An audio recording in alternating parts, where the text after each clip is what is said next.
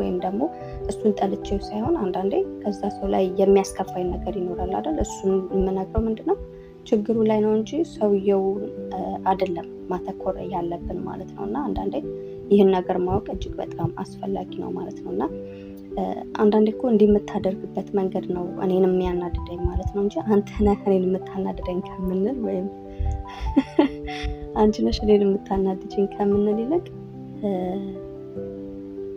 እንዲህ የምታደርጊበት መንገድ ያናድደኛል ብንል ትንሽ ያለዝበዋል ጉዳዩን ማለት ነው።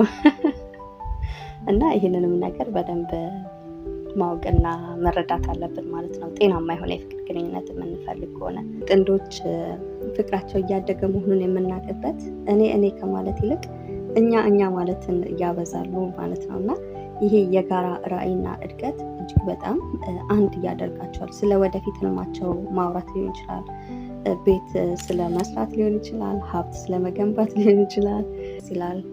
ሁሉም ነገር አዲስና ጣፋጭ ነው አይደለ?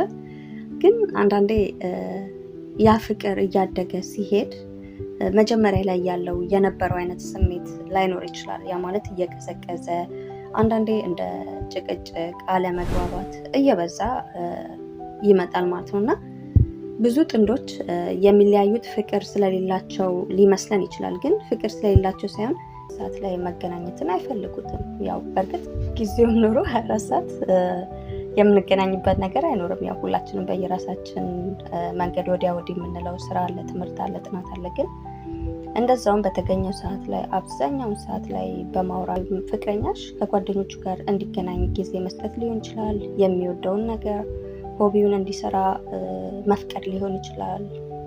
አለ አይደል? ትንሽ ናፍቆት የሚባል ነገር በመካከላችን ላይ ቢኖር እጅግ በጣም አስፈላጊ ነው። ይህ ደግሞ የሚሆነው ይሄ ትንሽ ጊዜ ስንሰጣት፣ እሱን ለቀቅ ማድረግ ስንችል፣ አንቺም እሱን ለቀቅ ማድረግ ስትችል፣ እሱም አንቺን ትንሽ አለ ለቀቅ የሚያደርግ ሰዓት ሲኖር አንዳንዴ የራስሽ የሆኑ ሆቢዎች ሊኖርሽ ይችላል። እነሱን የምታይበት ወደ ራስሽ የምትሆኝበት ሰዓት ሲኖር ያው በመካከል መነፋፈቅ ይፈጠራል ማለት ነው።